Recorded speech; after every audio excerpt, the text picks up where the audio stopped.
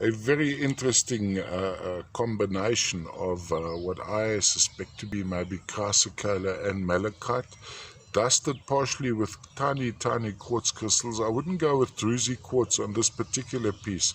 I suspect that we're looking at Tenke Fungurume as the provenance, Tenke Fungurume mine in the Katanga.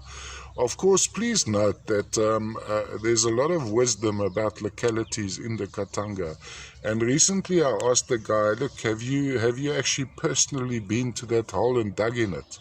Because we get back to the same thing. We are dependent on feedback we get from miners. So the descriptions as to locality are not always that accurate, especially with the Congo. There's a hell of a lot of confusion. A lot may say, I think because of just sake of ease or sake of popularity, many would say Mashamba West, because there's not much written about Tenke Fungurume as yet.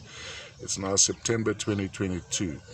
But as we learn more of Tenke Fungurume, this will be eventually available on the likes of Mindat. Quite lovely. Let's just go across here now.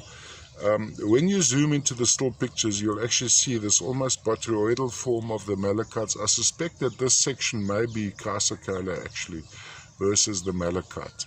And then of course you have this almost chalcedonic layer across this back section, which is also pretty appealing. So from a display point of view, I would display it with this side up. It's of course a lovely dark green. What happens, the camera goes a bit haywire when it sees the darker material.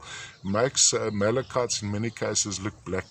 Now let's have a look at these little vuggy crystals, which would be tiny quartz crystals in my estimation here.